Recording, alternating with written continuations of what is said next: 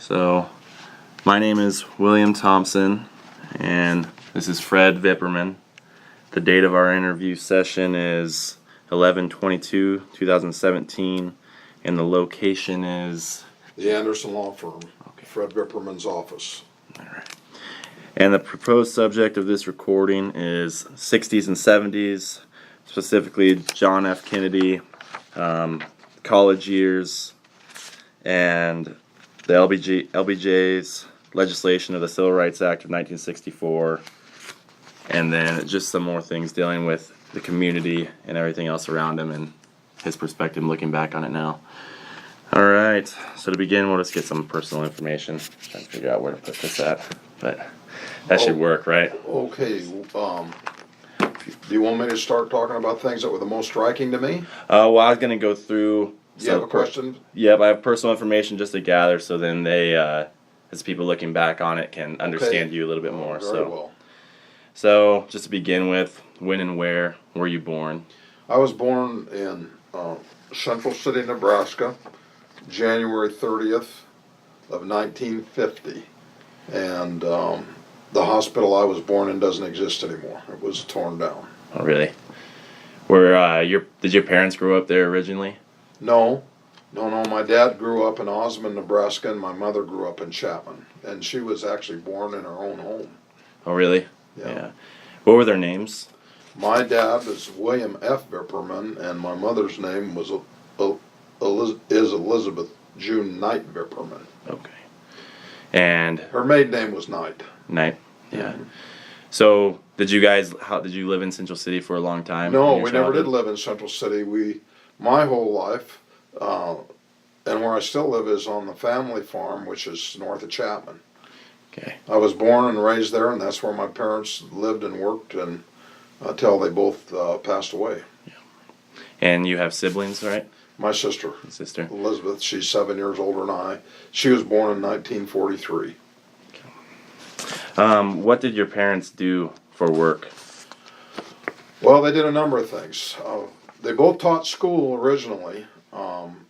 They both taught in the same country school. One taught the younger grades and one taught the older grades. Then my dad went into farming, and he basically farmed my mother's grandfather's farm, and that's where I still live. And then my mother, she got a degree from the University of Nebraska from the Teachers College, and then she taught for many, many years, including actually being named as the outstanding educator in Grand Island, I believe, in 1973. Yeah. Would you say that this shaped your childhood quite a bit? Well, it shaped my childhood a lot because there was a lot of communication in our house at all the times, especially around lunch times or supper times. My parents constantly would talk about events that were going on, how my day went. There was a lot of interaction between us. They didn't subscribe to the theory. The theory at that time were children are to be seen, not heard. And so sometimes we'd go other places for like Christmas celebrations or Thanksgiving celebrations, and it would strike me as very odd that a lot of the children in the other homes wouldn't ever get to say anything or wouldn't say anything. They just sat there. And that wasn't the way it worked at our house. There was always encouragement from my parents to talk, to contribute ideas, even at an early age, to see what my feelings were about things. And we had a very good relationship that way. Yeah. So I guess going off of that, and with sort of the kids that you notice just going, say, Thanksgiving and places like that, do you describe sort of that same thing in Chapman with like peers growing up, or just overall, how was your childhood growing up in Chapman? Oh, my childhood growing up in Chapman was great. My dad at that time had left the farm, and he was working at the Chapman Elevator, which eventually he became the manager of the Chapman Elevator. So when I got a little bit older, like in my 6th or 7th grade, a lot of times I'd go over to the elevator and unload train cars. So pig feed, cattle feed came in 50-pound bags. And a lot of times my dad would call me and I'd get a chance to make extra money, even though I was still in grade school, by spending 3 or 4 hours over at the elevator at night. Sometimes I'd sweep up the alleyway to get, excess corn that spilled that didn't go down in the elevator. And so it gave me a great opportunity. The other thing is, at that same time, my mother was teaching at the grade school. In fact, she taught me in the 5th, 7th, and 8th grades. And so she didn't usually go home to the farm. She'd usually work after school a couple hours, at least an hour and a half every day. So sometimes if I didn't go work at the elevator, then I'd get to play with the kids in town. So I had quite a few friends, even though out in the country there weren't many friends. But I always had fun. I could either go at the elevator and work, especially when I was a little bit older, or stay in town and play and wait until my mother went home from work. I guess that kind of answers part of my next question, which is, what was the relationship between you, your family, and the community of Chapman like? I guess if you would like to emphasize maybe a little bit more about how your interactions were with peers, or... Well, a strange thing. I was a little bit worried, as I'm sure my mother must have been, how the other children and their parents would take the fact that my mother was teaching me. Like, would I get special benefits, or would I be treated better, or things I did wrong ignored? And I think I had a heightened sense of responsibility, so it actually ended up it was never a problem. Not that I ever knew, at least I was expected to study like the other kids. I was expected to behave. And I figured that if I got in trouble at school, I'd probably be in worse trouble at home with my dad, although he was a very calm, decent man who would never lay a hand on anybody, even though he was a boxer when he was young in the armed services, and a college football player when he was young. But I think there was just that expectation in the home that I would do things right at school, especially with my mother there, not to bring embarrassment to her. Yeah. So, what was sort of like, would you say, sort of the culture like in Chapman at the time you were growing up in this age? Well, there was a lot of interesting things about the culture. Especially interesting to me was the fact that, like, when I was 5, I'd have been a kindergartner. But the World War II was only done 10 years then. So a lot of the men in the community, especially, were World War II veterans. And to me, they had a very interesting perspective, at least the ones I knew, on life. It seemed to me that they had been through so much hardship, and I knew veterans from both the European theater of World War II when I was little, and from the Japanese theater. And it just seemed to me that they had seen so much hardship and so much pressure that they didn't get argumentative over little things. They didn't nitpick over small things. It just seemed like their contact with serious things had been so great that they were very good-natured. They didn't argue with each other. They helped each other. And so a lot of the way I try to think was based on the fact that a lot of World War II veterans were very good to me as a child. They were friends of my dad, some farmers, neighbor farmers. They'd take me hunting if my dad couldn't. They'd take me out in the fields if I wanted to make a little extra money irrigating. At that time, see, we didn't have center pivot irrigation, so irrigation was kind of new. A lot of the ground had been leveled, machine leveled, so water could run by gravity. And there was a lot of work to that. We didn't have even, when it first started, we didn't have irrigation pipe.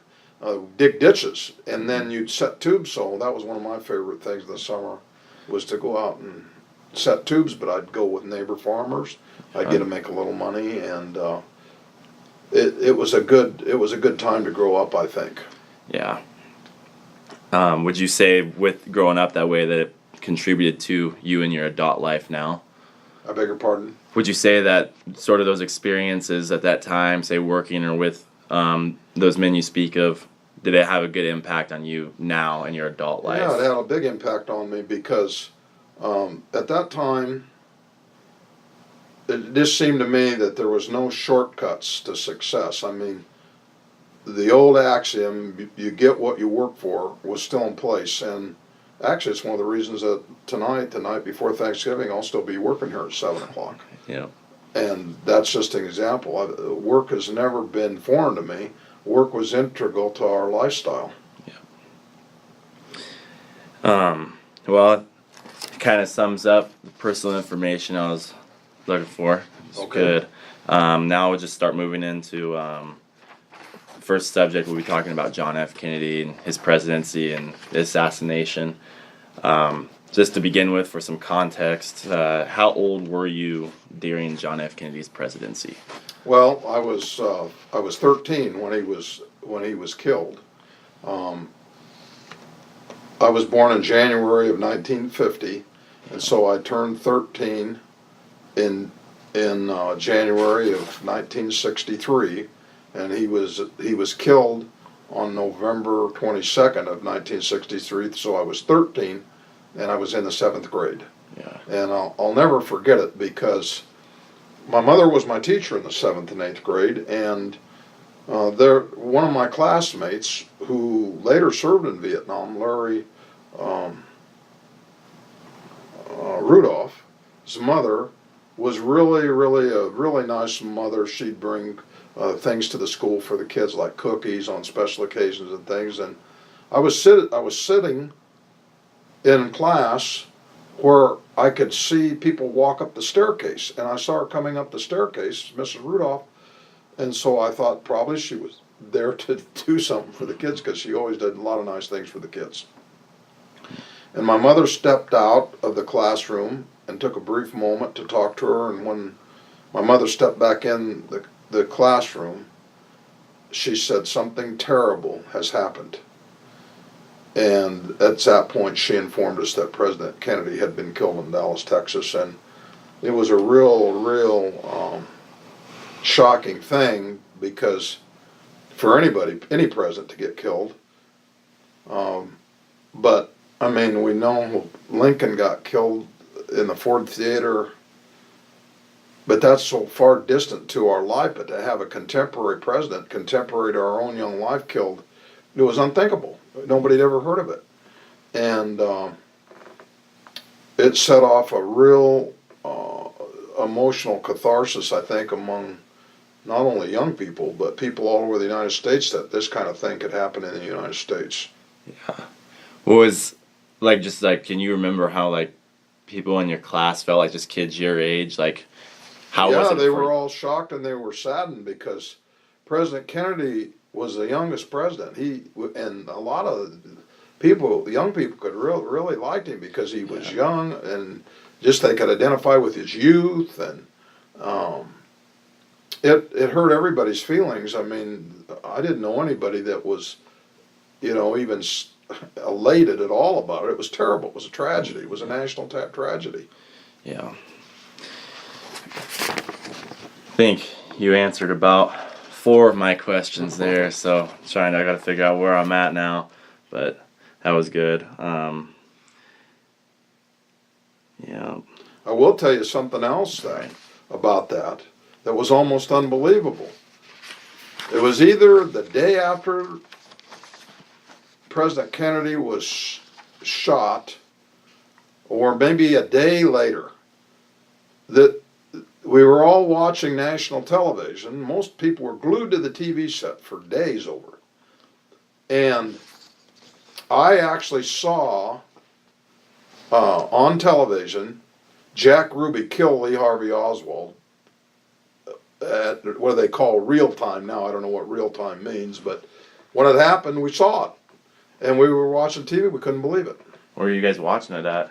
At home. At home, on a black and white TV. Yeah, everyone in your family there? Yeah. Yeah. We couldn't believe what we were seeing. Yeah. Yeah, there was a lot going on after. It seemed like just plenty of assassinations followed afterwards. And then, of course, the funeral and the days of mourning and all that, the body laying in state, and Washington D.C. And especially the famous photograph of his little boy John F. Kennedy, who later perished himself in a plane crash, saluting his dad's casket, was an unbelievable vision. I think that most people that were alive at that time still it's imprinted in their mind. Yeah. Would you say that, like, that was a moment like that, growing up, being 13, had a lasting impact on your perception, say, growing up and getting to college afterwards? It did have a lasting impression on me, because I think it brought home the fact that long lives aren't guaranteed.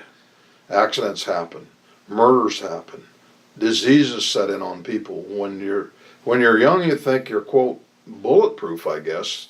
It's probably a poor analogy in this case with a rifle assassination, but it brought home to me the reality that life is a lot of chance involved in it.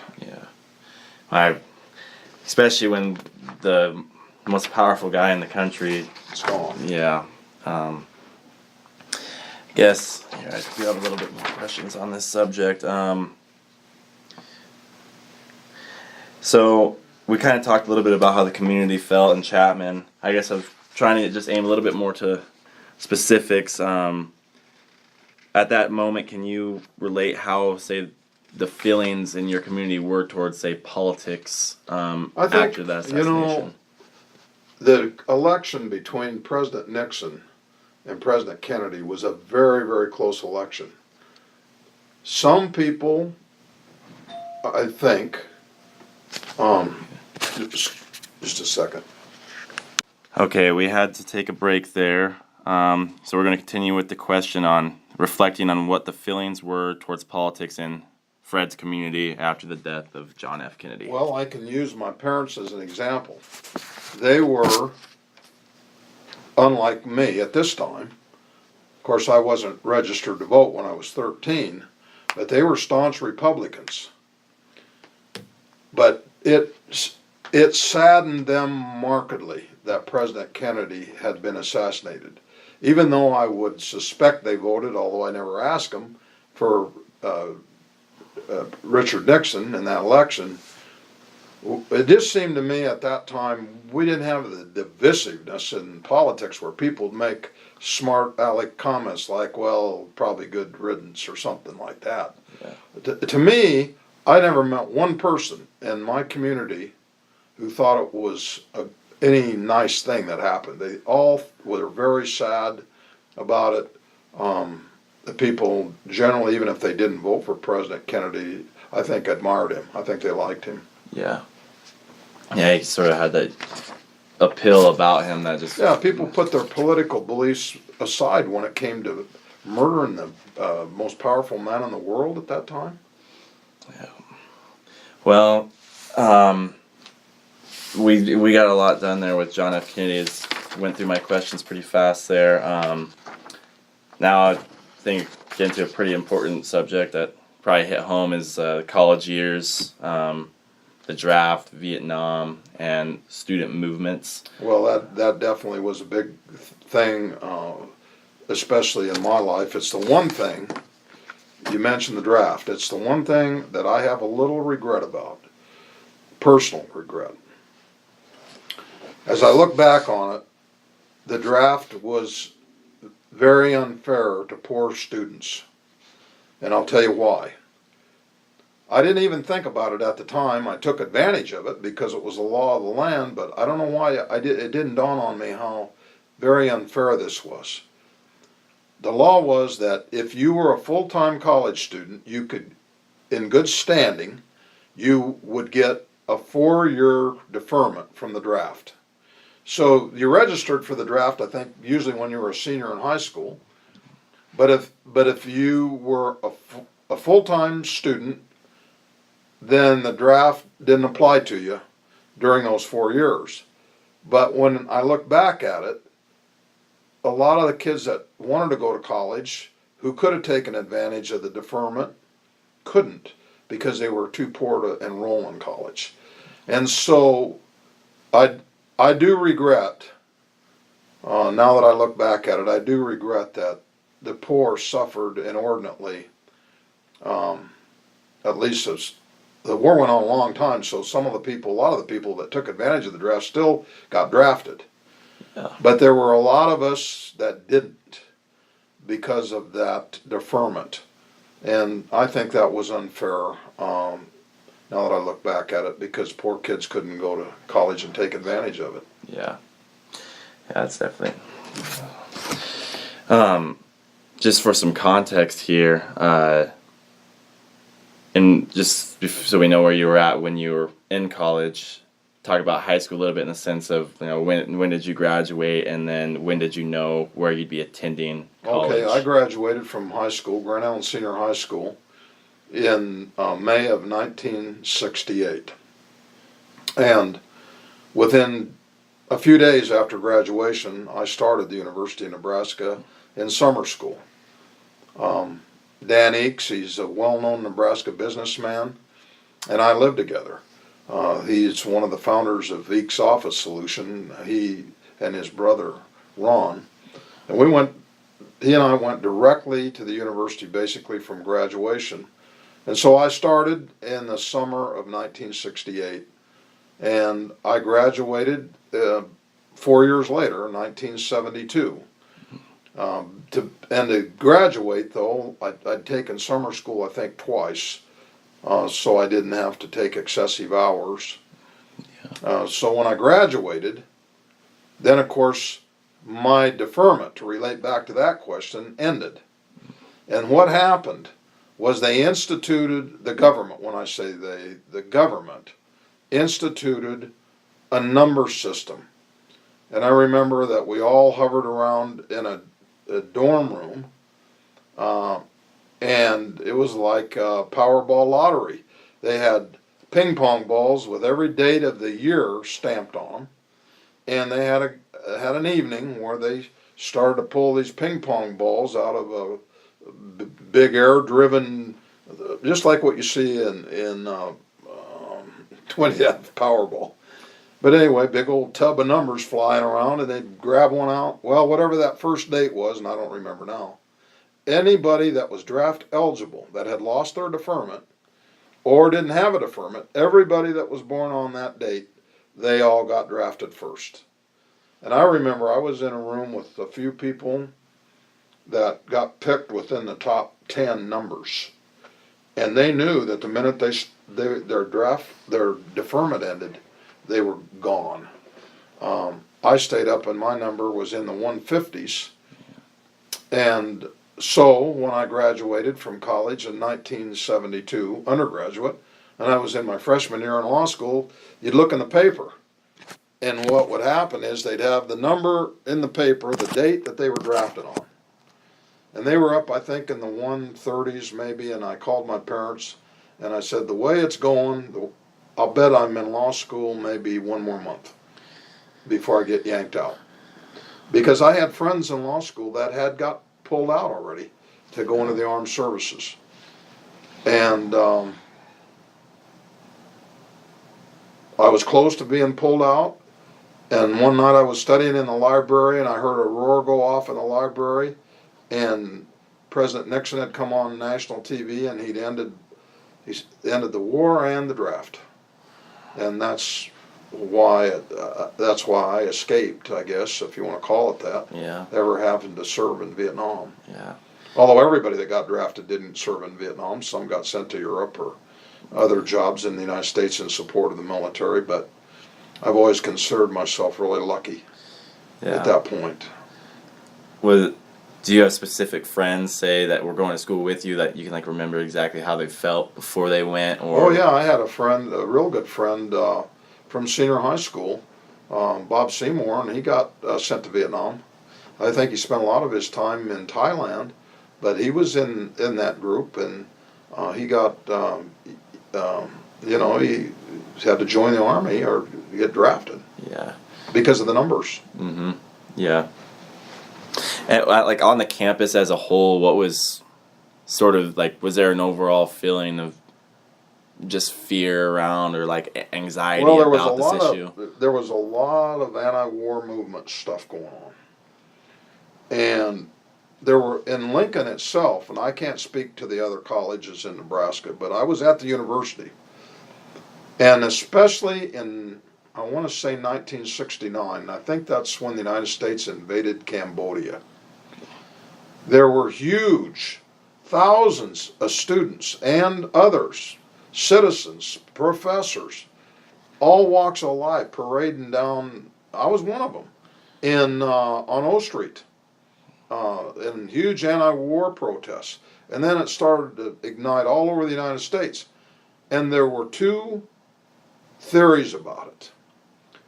One was that if you're involved in these protests, you're anti the United States, because what you're doing is that you're giving the North Vietnamese encouragement to keep fighting, okay? Yeah. The other view was, if you don't protest, this war is going to go on forever, and the North Vietnamese are never going to quit. So you're actually, if you can get the government convinced to pull out of the war, you're actually saving lives. One theory was the protests were getting people killed. The other theory was it will save lives down the road. I think history shows that the second view was correct. That the North Vietnamese were not fighting and continuing to fight because of protests in the United States. They were continuing to fight because of an ultra sense of nationalism, reunification of their country. And I think that the protests in the United States had very little, if anything, to do with the outcome of that war. Now, and I'm not just saying that to clear my own conscience, because I was one of those protesters, but I think that the proof of the fact is that the North Vietnamese would have fought that war until death, regardless of whether there were protests on the streets of the United States. I guess God only knows the answer, the real answer to that question, but they were resolved to win that war no matter what. Yeah. And so there was protests, you're saying, on O Street. Oh yeah. Can you remember like how that was organized? If there was a specific like person or group of people? I don't remember how it was organized. I mean, I think that just the word went out. We didn't have all this electronic communication that we have now, but I think the word would just go out mouth to mouth. Hey, there's going to be a big march down O Street or down through the central part of Lincoln at such and such a time. If you want to get involved, be there. That's about it. Yeah. Can you remember like specific students like that would say be like resistant to this march that you? This sounds strange, and maybe it's just that I hung around with other people, but I don't remember much resistance to it. I mean, I don't remember anybody saying, "Well, you're a traitor," or "You're a chicken SOB," or anything like that. I think the sense in the educated community, especially the educated communities around the United States, was that this war was rapidly being shown to be a colossal mistake. Yeah. It was based on what was called the domino theory. And the domino theory was that the domino theory of communism, that if China was communist, Russia was communist, and then Vietnam, a neighbor of China, fell to communism, then the next countries would be Japan would turn communist, but it was totally debunked because the Vietnamese were dead mortal enemy of the Chinese, even though the North Vietnamese and Chinese were both communist countries. So the domino theory that the war was predicated on, I think, has been totally debunked. Yeah. And like, would you say sort of that, even at that time when you guys were resisting the war by protesting in Lincoln, was that something that was on the mind in the educated community at that time, that the domino theory just... Yeah, I mean, right after World War II, there was always this theory that President Roosevelt, basically because of physical infirmity, sold out to the Russians when they divided up Europe.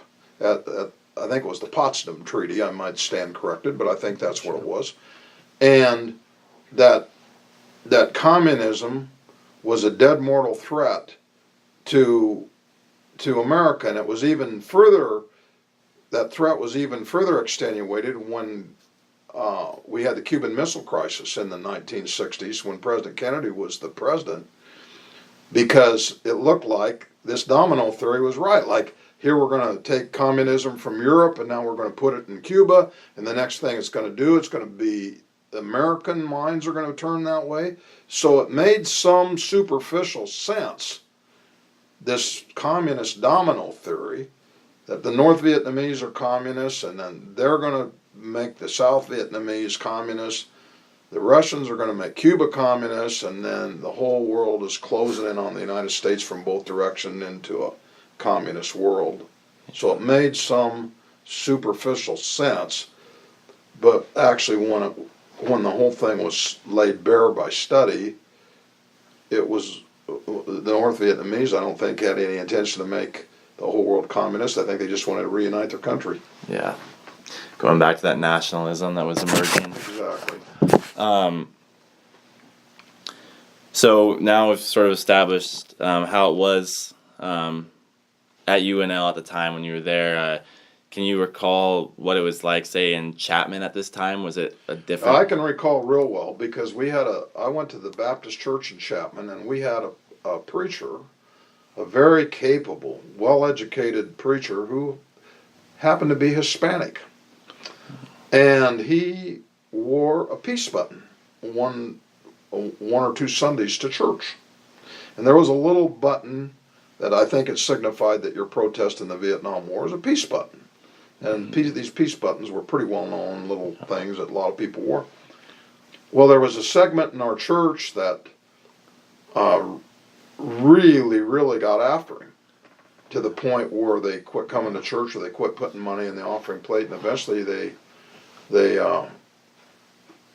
caused him to resign.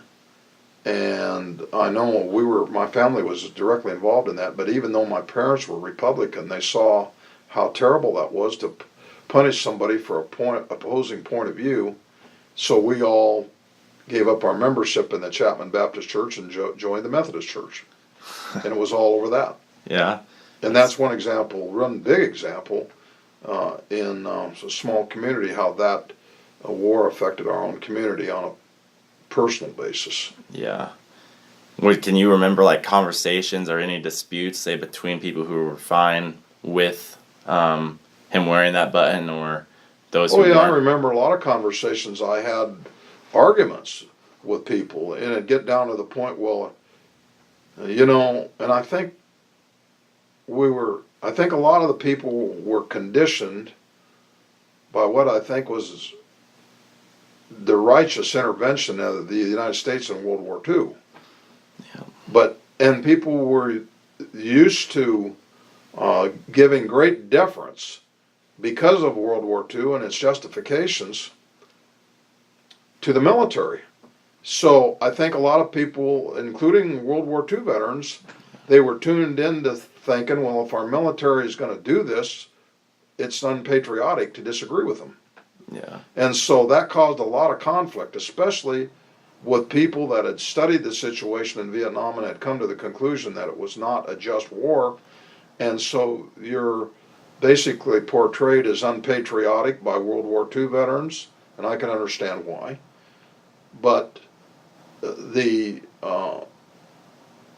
did cause a lot of arguments in the small communities between people who were fairly sure we shouldn't be there, and a lot of the patriotic community who were, a lot of them were World War One, even World War One, World War II, and most recently than that, at that point, Korean War veterans. Yeah. Did that have any? And I think a lot of them, though, eventually, I don't want to say that they ever turned their back on their brothers in the military, because it wasn't their choice to be there. They were always for the soldier on the ground. But I think a lot of them, after the war drug on for many, many years, came to the conclusion that the guys are getting killed for no reason at all. Yeah. Did that do you think there's any lasting, like, so I think now, like, with contemporary times, with it being so divisive, that it even puts a strain on relationships at times, but... It put a strain on relationships right within people's homes. Yeah. I mean, if you were in college, like I was, and you had a father that had been a World War II veteran, there'd be a lot of arguments right in the house over it. Yeah. Although in my particular case, even though my dad was a veteran, I think he saw through the war. Yeah. He was always supportive of the Army, the troopers, and the Navy men, and the Marines, and Air Force, and so forth. But his disagreement was not with them, and his support was with them, but his disagreement was with the people that sent him there. Yeah. And that's the politicians. Yeah. And so, like, going back to one of the earlier points we made when we were talking about your personal background, you talked about how it's really open in your household. Like, you as kids, you and your siblings could talk with your parents. Do you think that sort of helped that discussion of, like, this issue? Oh, it definitely did, because none of us ever held it in our home. Might sound like I'm bragging here, but I had very, very bright parents. And to this day, even though I went to law school and even though I've argued cases against some of the better lawyers in the country, I think my mother was maybe the smartest person I ever met in my life, and my dad was right up there too. But they encouraged open dialogue in the house and differing views about the war for a period of time. It never got personal. I mean, it was just a thing where we each had our positions, and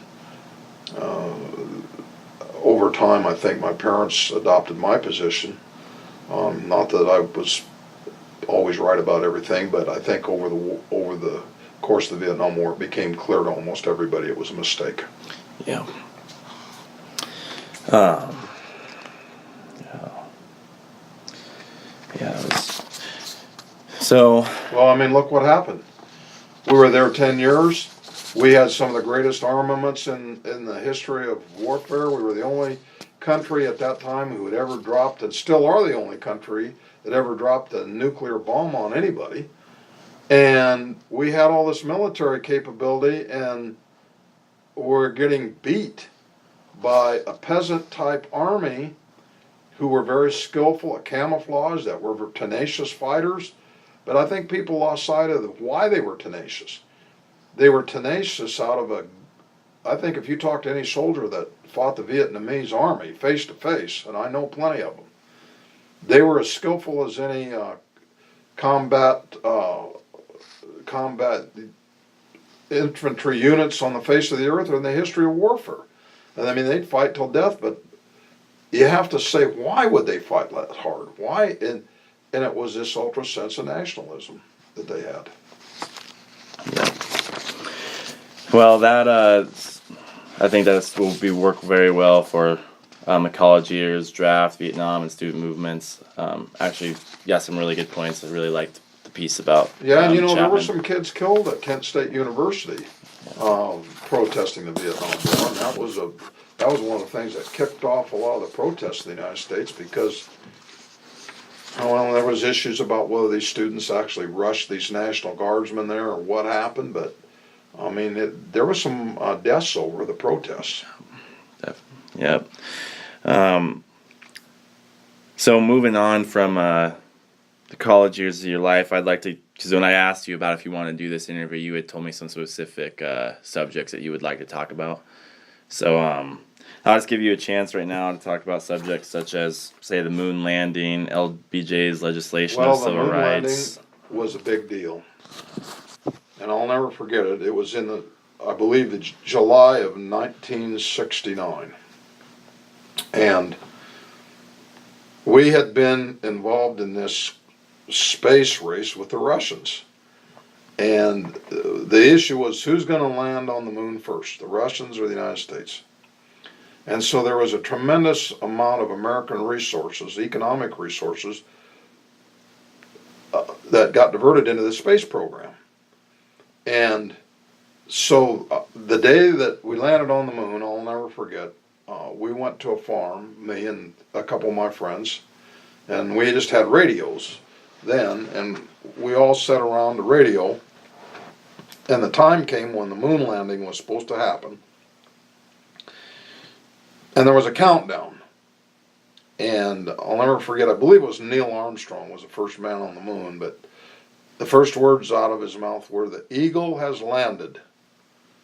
One small step for man, one giant leap for mankind." And there were national celebrations all over the United States because people viewed it as not only a triumph over the Russians, but a technological triumph, an engineering triumph. Yeah. Where at first we were kind of behind in the space race. The Russians put a man in space before we did. And so I think John Glenn was our first astronaut that went into space, but his was not a flight to the moon. It was a flight, I think an orbit around the United States maybe, and then a landing. But that all set the background for this race to the moon. But it was a big day in, I believe it was July 1969. I can't remember the day, but it was a national day of pride and celebration for beating the Russians, which I don't know that's what that really means, but for technological and engineering pride. It brought a lot of pride to the United States. And at that time, it was kind of a sense of pride the United States needed because we were still bogged down in the Vietnam War in 1969. Yeah. So even though it looked like we were not getting anywhere in Vietnam, or perhaps even losing the war in Vietnam at that point, it was kind of a refreshing thing to see, well, we can win at this. This is awesome. So were you in college still when that was? Yeah, I was a sophomore at the university. That was my second year in college, 69. Was there like kind of excitement on campus after that? Like people talking? Well, I wasn't. It was in the summer, so I wasn't on campus in the summer. But I know locally there was a lot of excitement. I mean, it was like a big national 4th of July celebration all over the United States. Even it was in July too, I believe. You can check that, but I'm pretty sure it was in July of '69. I see. Yeah, I'm not for sure either. That was a big thing. The thing I know the least about is the question you ask about the Civil Rights Act. Although I do know that President Johnson was the president when it happened. And I also know that up until that period of time, the South, basically the southern tier states like Alabama, Louisiana, Texas, Georgia, those states were traditionally Democrat. Yeah. And I remember that President Johnson, even though he was a Democrat, lamented at the time that he knew he turned the South Republican with a stroke of the pen, because a lot of people at that point still weren't ready for some reason. I guess racism, I don't know what else you could say. They weren't ready to accept the black people as equals. You have to understand that the big court case was in 1954. It was Brown versus Topeka Board of Education. So even though the Civil Rights Act was 11 years later, 10 or 11 years later, Brown versus Topeka Board of Education said separate in schools is inherently unequal, and that you cannot segregate black children from white children or any other race from any other race. Being separate is inherently unequal.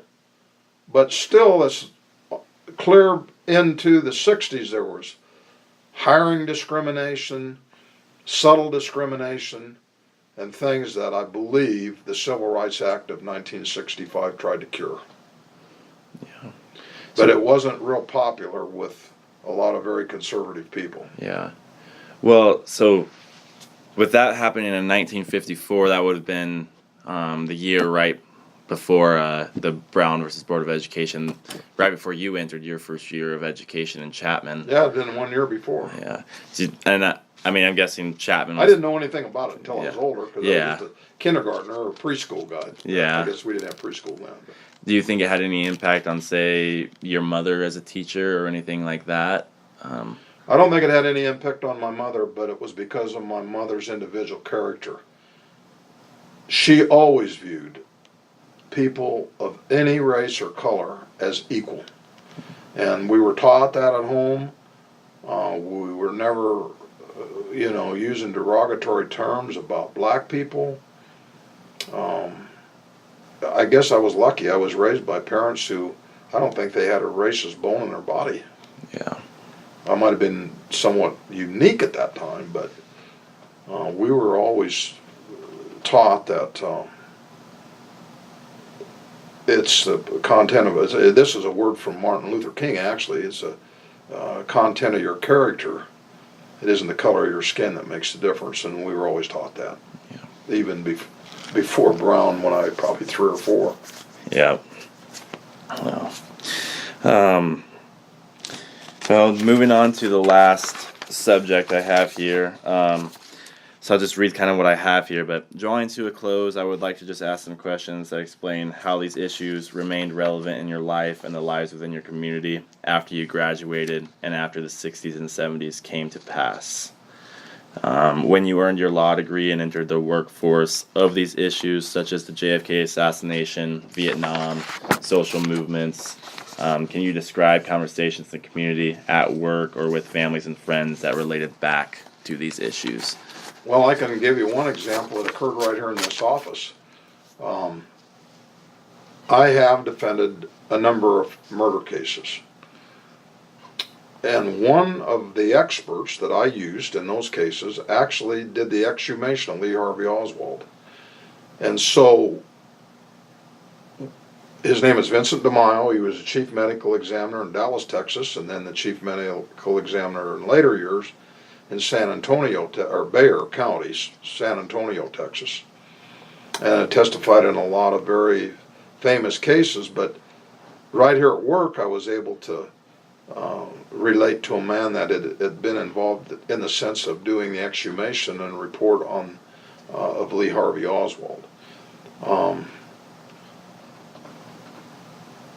Beyond that, yes. In fact, I just read a book that I handed to you a little bit ago about the assassination of President Kennedy. It's not the only one I've read. I've read others. Basically, for the science of ballistics, I think there's some pretty compelling reasons to believe that Lee Harvey Oswald was not a lone shooter in that case. The investigations that occurred after the death of Lee Harvey Oswald, after his death too, but after the death of President Kennedy, were pretty legally oriented. I mean, statements that mafia men made in Chicago. I was very interested in all this from a perspective of if I was going to defend one of these people in court, what happened, I think, this is just my opinion. When President Kennedy was elected, it was a very close election. And the theory was that the organized crime figures in Illinois delivered the Democratic vote for him that put him over the edge in Illinois that helped him capture the presidency. And almost immediately after he became president, he appointed his brother, Robert Kennedy, to be the Attorney General. And one of the first things that Robert Kennedy did was declare a war on organized crime. It infuriated the mafia.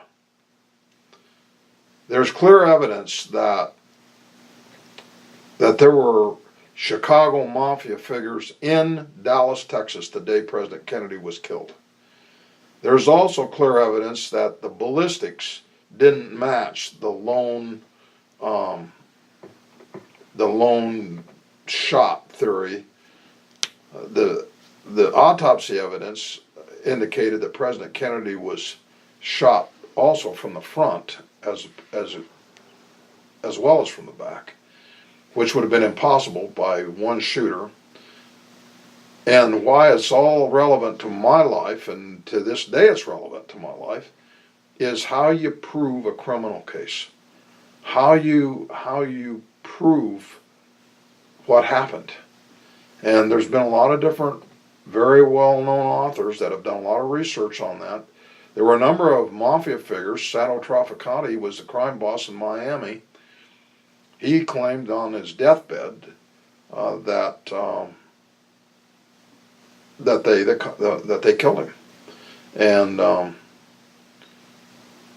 there were Carlos Hathcock.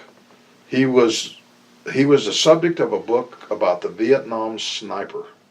Carlos Hathcock was a sniper in the Marine Corps who was reportedly the best shot in the world. And they tried to duplicate, he and a couple other of the best snipers in our military history tried to duplicate what Oswald would have had to done with a fairly poor rifle, a Manslinker rifle that not very reliable, the things don't shoot straight. But they couldn't do it. They couldn't even come close to doing it. And it was all based on this film called the Zapruder film. There was a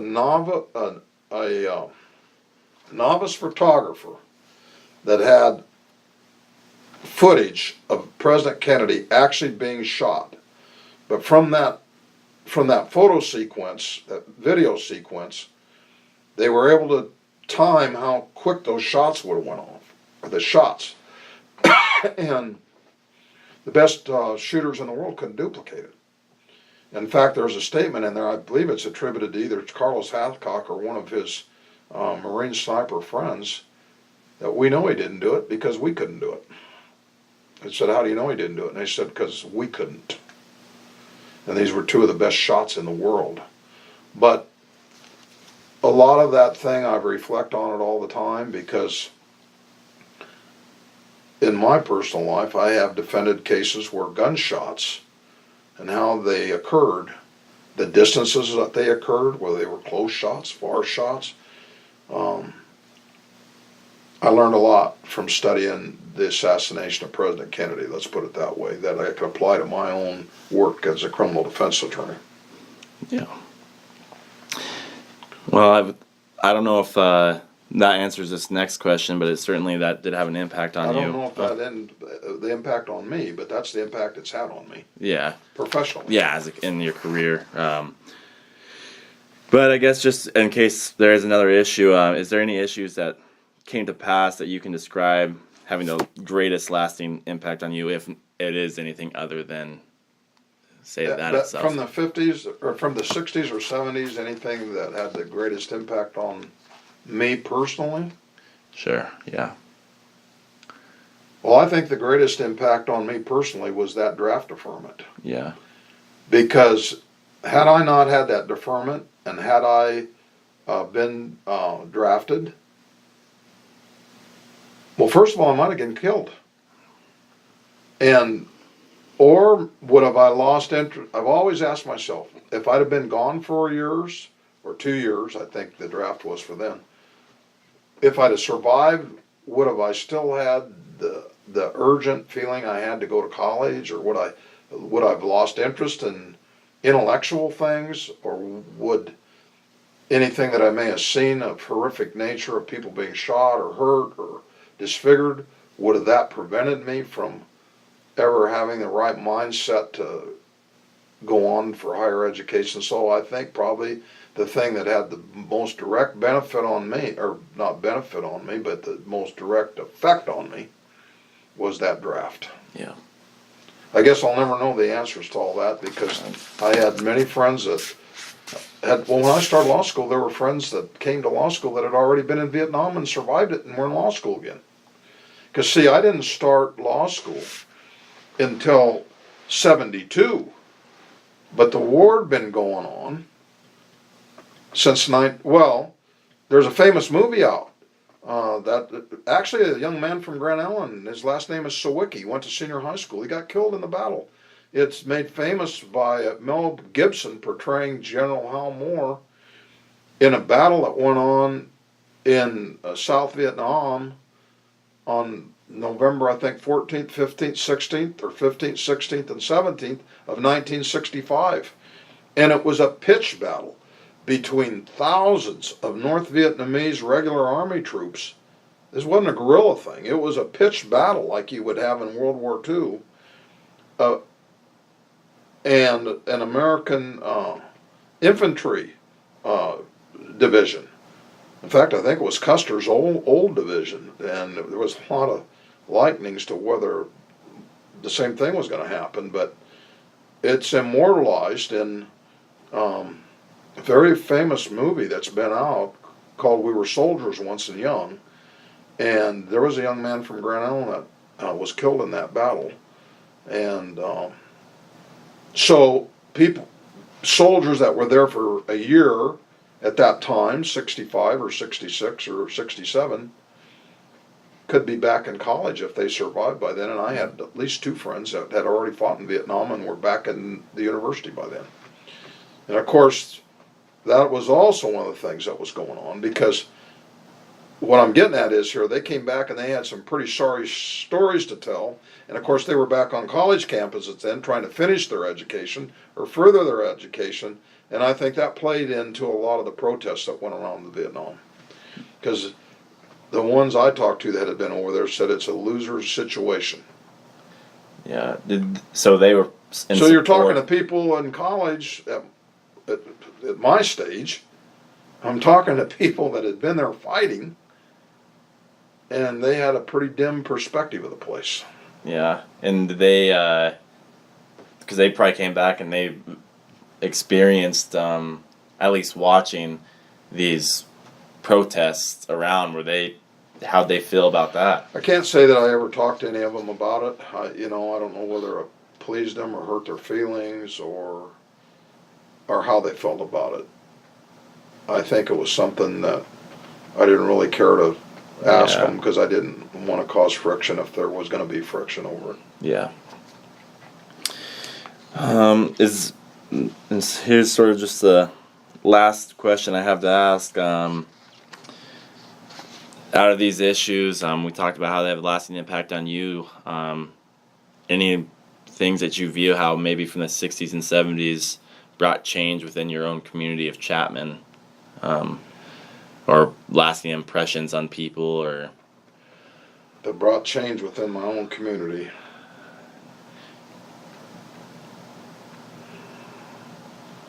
Well, I think the Vietnam War definitely brought change, because I think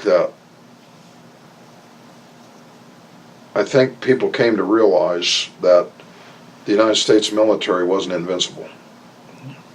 It was really hard to stomach. I mean, we couldn't figure out, why aren't we winning this war? We've got all this military stuff. We've got all, we're fighting a country, they don't really even have good jets. They don't have good airplanes. And we're losing. And it doesn't end. The theory was, it was a war of attrition. That's what the generals, Robert McNamara was the Secretary of Defense during a lot of that time. And he has later acknowledged publicly that he had made a mistake over this whole thing. They thought that if every day, we'd have troop kill counts that come on. Walter Cronkite, he was a big newscaster, well-known newscaster. Dan Rather was a young journalist who was actually on the ground in Vietnam at that time, reporting from the ground. He later became an anchor. But Walter Cronkite was the kind of the face of the news. He was a well-known broadcaster. But every night, or every day, they'd say, American losses in Vietnam today are 32 killed, North Vietnamese losses, enemy 432. That's just a wild number, I'm just making it up, but that's kind of what it'd be. 2 days later, American losses, 14, North Vietnamese, 528. And the theory was that if we keep killing people at this rate in Vietnam, that is far exceeding our rate of loss, that eventually they'll quit. We'll kill our whole army. Yeah. But it didn't happen. And the minute we'd kill some, there'd be thousands more right in the fight. And then there was another theory at the time that we can't win the war because we aren't invading North Vietnam. We're going to the demilitarized zone, but we're not flying north. where we were flying north. That's where John McCain got shot down, was over Hanoi. But we weren't putting land troops in north. And the theory was that if we push too hard, Russia will enter the war on the side of North Vietnam and will provoke a World War III. So I remember having a bad feeling for the people that were in the military, because it was like they were fighting with their hands tied behind their back. But at the same time, I don't know, even if we'd had an all-out assault on North Vietnam, whether things would have really changed any. I have the same feeling right now about Iraq. I mean, yeah, we went there, we toppled their leaders and everything, but are we still going to have the kind of government there that we'd be proud of in the United States? That's the question. So I hope that's helped some. That's my perspective. No, I think that was very helpful.